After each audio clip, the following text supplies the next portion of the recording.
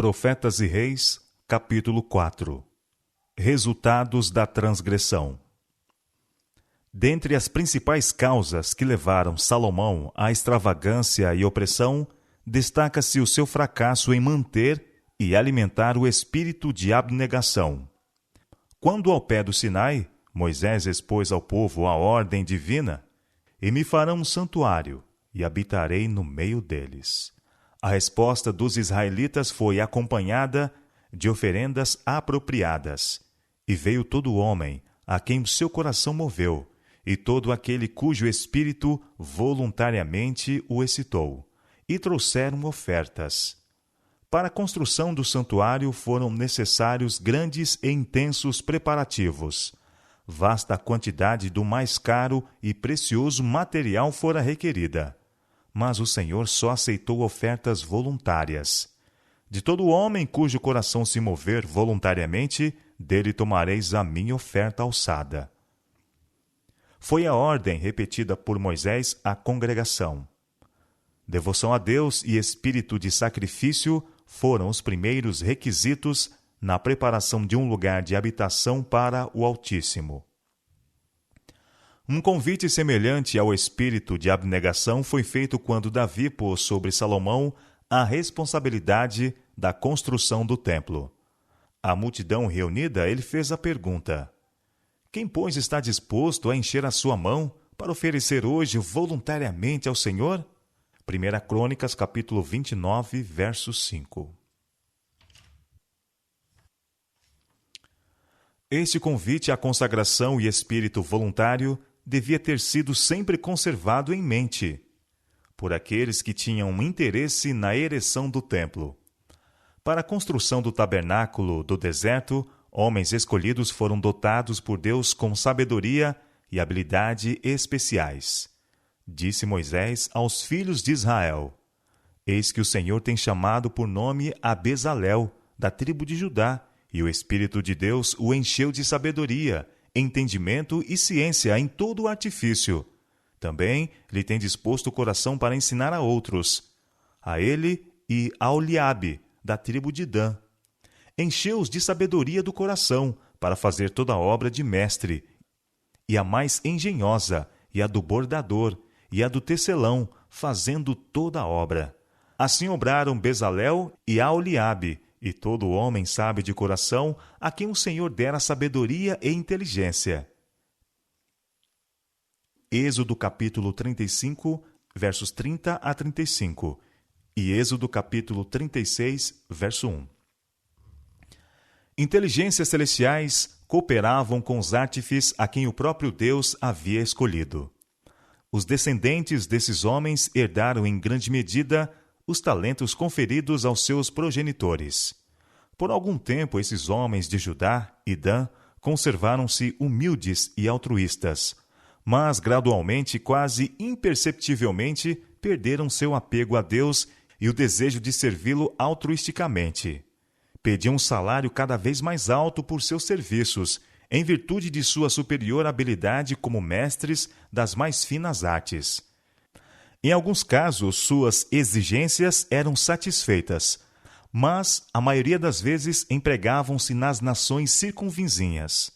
Em lugar do nobre espírito de abnegação que havia enchido o coração de seus ilustres ancestrais, abrigaram um espírito de cobiça, de ganância por ganhos cada vez maiores. Para que seus desejos egoísticos fossem satisfeitos, usaram no serviço de reis pagãos a habilidade que Deus lhes dera, e emprestaram seus talentos para a execução de obras que eram uma desonra para o seu Criador. Foi entre esses homens que Salomão procurou um mestre de obras que superintendesse a construção do templo sobre o monte de Moriá. Minuciosas especificações, por escrito, referente a cada parte da estrutura sagrada, haviam sido confiadas ao rei. E ele poderia ter esperado com fé em que Deus proveria auxiliares consagrados, a quem seria outorgada a habilidade especial para fazer com precisão a obra requerida. Mas Salomão perdeu de vista esta oportunidade de exercitar fé em Deus. Solicitou ao rei de Tiro um homem sábio para trabalhar em ouro e em prata, e em bronze e em ferro, e em púrpura, e em carmesim, e em azul, e que saiba lavrar em burril, juntamente com os sábios, em Judá e em Jerusalém. 2 Crônicas, capítulo 2, verso 7. O rei fenício respondeu enviando Irão-Abiú, filho de uma mulher das filhas de Dan, e cujo pai foi homem de Tiro. 2 Crônicas, capítulo 2, verso 14. Irão-Abiú era descendente pela linhagem materna de Aholiabe, a quem centenas de anos antes Deus havia dado sabedoria especial para a construção do tabernáculo. Assim, à testa do grupo de artífices de Salomão foi colocado um homem cujos esforços não eram impulsionados pelo desejo altruísta de prestar serviço a Deus. Ele servia ao Deus deste mundo, Mamon. Todas as fibras de seu ser estavam entretecidas com os princípios do egoísmo. Dada esta habilidade pouco comum, Irão-Abiú exigiu grandes salários. Gradualmente, os princípios errôneos que ele acariciava vieram a ser aceitos por seus companheiros.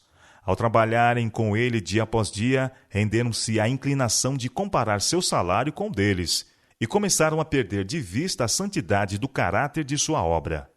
Abandonou-os o espírito de abnegação e, em seu lugar, introduziu-se o espírito de cobiça. O resultado foi uma demanda por salários mais altos, o que lhes foi concedido.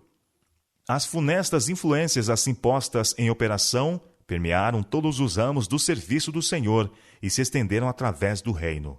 Os elevados salários requeridos e recebidos deram a muitos uma oportunidade para se entregarem ao luxo e extravagância. O pobre foi oprimido pelo rico. O espírito de abnegação quase se perdeu.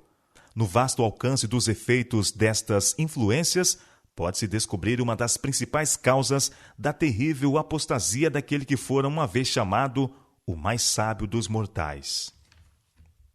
O agudo contraste entre o espírito e motivos do povo que construiu o tabernáculo no deserto e o dos que se ocupavam na construção do templo de Salomão encerra uma lição de profundo significado.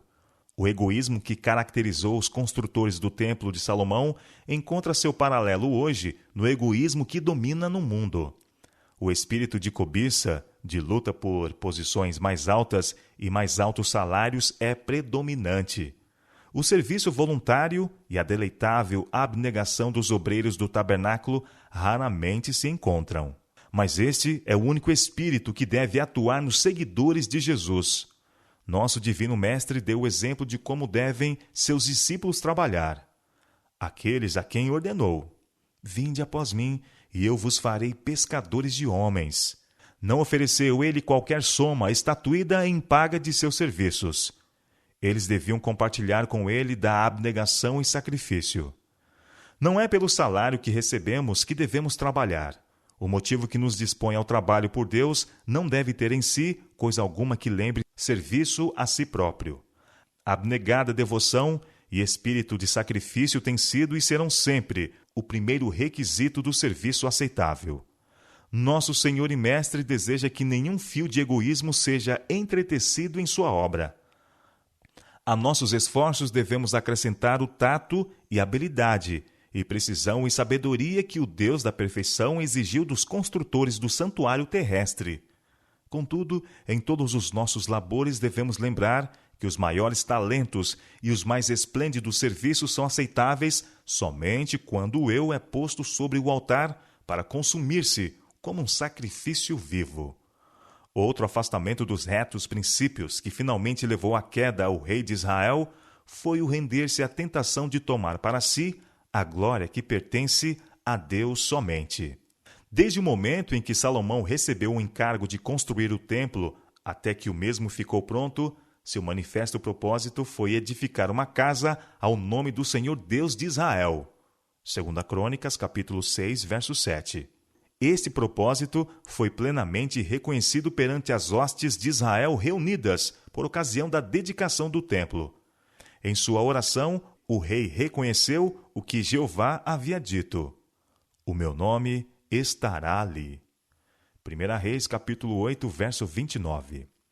Uma das partes mais tocantes da oração dedicatória de Salomão foi sua súplica a Deus pelos estrangeiros que viessem dos países distantes para aprenderem mais daquele cuja fama tinha sido amplamente espalhada entre as nações. Porque ouvirão do teu grande nome, o rei expressou, e da tua forte mão e do teu braço estendido. Em favor de cada um desses adoradores estrangeiros, Salomão havia suplicado: ouve tu e faze conforme a tudo o que o estrangeiro a ti clamar, a fim de que todos os povos da terra conheçam o teu nome, para te temerem como o teu povo Israel, e para saberem que o teu nome é invocado sobre esta casa que tenho edificado. 1 Reis, capítulo 8, versos 42 e 43. Ao encerramento do serviço, Salomão exortava Israel a ser fiel e leal a Deus, para que todos os povos da terra soubessem, disse ele, que o Senhor é Deus e que não há outro. 1 Reis, capítulo 8, verso 60. Alguém maior que Salomão fora o planejador do templo, e sabedoria e a glória de Deus estavam ali reveladas. Os que desconheciam este fato naturalmente admiravam e louvavam Salomão como o arquiteto e construtor, mas o rei recusava qualquer honra para este projeto e construção. Assim foi quando a rainha de Sabá veio visitar Salomão. Ouvindo de sua sabedoria e do magnificente templo que ele havia construído, ela se determinou prová-lo por enigmas e ver por si mesma suas famosas obras. Assistida por uma comitiva de servos e com camelos carregados de especiarias e muitíssimo ouro e pedras preciosas, ela fez a longa viagem para Jerusalém. E veio a Salomão e disse-lhe tudo quanto tinha no seu coração. Ela falou-lhe dos mistérios da natureza. E Salomão ensinou-lhe a respeito do Deus da natureza, o grande Criador, que habita no mais alto céu e domina sobre todos. E Salomão lhe declarou todas as suas palavras. Nenhuma coisa se escondeu ao rei, que não lhe declarasse. 1 Reis, capítulo 10, versos 1 a 3. 2 Crônicas, capítulo 9, versos 1 e 2. Vendo, pois, a rainha de Sabá toda a sabedoria de Salomão e a casa que edificara, não houve mais espírito nela. Foi verdade, reconheceu, a palavra que eu vi na minha terra das tuas coisas e da tua sabedoria. E eu não cria naquelas palavras até que vim, e os meus olhos o viram. Eis que não me disseram metade. Sobrepujaste em sabedoria e bens a fama que eu vi. Bem-aventurados os teus homens, bem-aventurados estes teus servos, que estão sempre diante de ti, que ouvem a tua sabedoria. 1 Reis, capítulo 10, versos 4 a 8. 2 Crônicas, capítulo 9, versos 3 a 6. No final de sua visita, a rainha havia sido tão completamente instruída por Salomão quanto a fonte de sua sabedoria e prosperidade que foi constrangida, não a exaltar o agente humano, mas a exclamar: Bendito seja o Senhor teu Deus, que te teve agrado em ti, para te pôr no trono de Israel. Porque o Senhor ama a Israel para sempre. Por isso te estabeleceu rei, para fazeres juízo e justiça. 1 Reis, capítulo 10, verso 9. Esta a impressão que Deus designara fosse feita sobre todos os povos. E quando todos os reis da terra procuravam ver o rosto de Salomão, para ouvirem a sua sabedoria, que Deus lhe dera no seu coração, Salomão por algum tempo honrou a Deus reverentemente, indicando-lhes o Criador dos céus e da terra, o soberano do universo, o todo sábio. Houvesse Salomão continuado em humildade de espírito, ao volver a atenção dos homens de si para aquele que lhe dera sabedoria e riqueza e honra, que história teria sido a sua? Mas, conquanto a pena da inspiração registre suas virtudes, dá também fiel testemunho da sua queda. Elevado ao pináculo da grandeza, cercado com dádivas da fortuna, Salomão sentiu-se aturdido, perdeu o equilíbrio e caiu. Constantemente exaltado pelos homens do mundo, foi finalmente inábil para resistir à lisonja de que era alvo. A sabedoria que lhe fora confiada para que glorificasse ao doador encheu de orgulho. Permitiu finalmente que os homens falassem de si como do mais digno de louvor pelo inigualável esplendor do edifício planejado e construído para honrar o nome do Senhor Deus de Israel. Assim foi que o templo de Jeová veio a ser conhecido através das nações como o Templo de Salomão. O agente humano tinha tomado para si a glória que pertencia ao que mais alto é do que os altos. Eclesiastes capítulo 5, verso 8. Mesmo até o dia de hoje, o templo que Salomão declarou, pelo teu nome é chamado esta casa que edifiquei, é mais frequentemente mencionado não como o templo de Jeová, mas como o templo de Salomão. Não pode o homem mostrar maior fraqueza que permitir se lhe atribua a honra por dons que são outorgados pelo céu. O verdadeiro cristão fará com que Deus seja o primeiro, o último e o melhor em tudo. Nenhum ambicioso motivo logrará arrefecer seu amor por Deus. Firmemente, perseverantemente, fará que advenha honra a seu Pai Celestial. É quando somos fiéis em exaltar o nome de Deus que nossos impulsos são postos sob a divina supervisão e somos capacitados a desenvolver faculdades espirituais e intelectuais. Jesus, o Divino Mestre, sempre exaltou o nome de seu Pai Celestial. Ele ensinou seus discípulos a orar. Pai nosso que estás nos céus, santificado seja o teu nome. São Mateus capítulo 6, verso 9. E eles não deviam esquecer de reconhecer: tua é a glória. Tão cuidadoso foi o grande médico em desviar a atenção de si mesmo para a fonte de seu poder, que a maravilhada multidão, vendo os mudos a falar, os aleijados sãos, os coxos a andar e os cegos a ver, não glorificavam a ele, mas glorificavam o Deus de Israel. São Mateus capítulo 15, verso 31. Na maravilhosa oração que fez pouco antes de sua crucifixão, Cristo declarou: Eu glorifiquei-te na terra, glorifica teu filho, suplicou, para que também o teu filho te glorifique a ti. Pai justo, o mundo não te conheceu, mas eu te conheci, e estes conheceram que tu me enviaste a mim.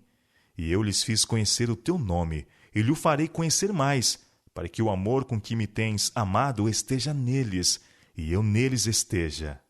São João capítulo 17, versos 1, 4, 25 e 26. Assim diz o Senhor: não se glorie o sábio na sua sabedoria, nem se glorie o forte na sua força, não se glorie o rico nas suas riquezas, mas o que se gloriar, glorie-se nisto, em me conhecer e saber que eu sou o Senhor, que faço beneficência, juízo e justiça na terra, porque destas coisas me agrado, diz o Senhor. Jeremias capítulo 9, versos 23 e 24. A introdução de princípios tendentes a afastar do espírito de sacrifício para o de glorificação própria foi ainda mais acompanhada por outra grosseira perversão do plano divino para Israel. Deus havia designado que seu povo fosse a luz do mundo. Deles devia refletir a glória de sua lei como revelada na sua prática. Para a concretização desse propósito, fizera ele que sua nação escolhida ocupasse uma posição estratégica entre as nações da terra. Nos dias de Salomão, o reino de Israel se estendera desde Amate ao norte até o Egito ao sul e do mar Mediterrâneo ao rio Eufrates. Através deste território corriam muitas vias naturais do mundo comercial, e as caravanas das terras distantes transpunham-nas constantemente. Assim foi dada a Salomão e a seu povo oportunidade para revelar aos homens de todas as nações o caráter do Rei dos Reis e ensinar-lhes reverência e obediência a ele. A todo mundo devia ser dado este conhecimento.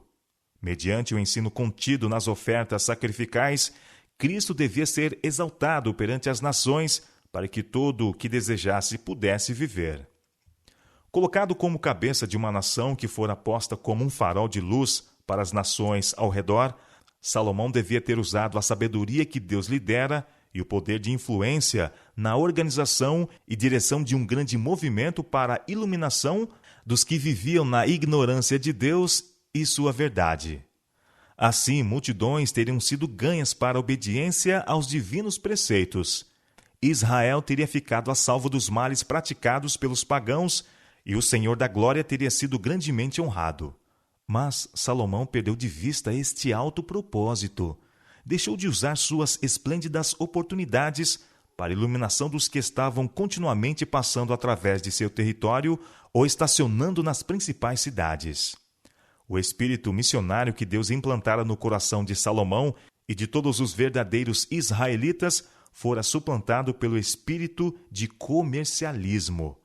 As oportunidades propiciadas pelo contato com muitas nações foram usadas para exaltação pessoal.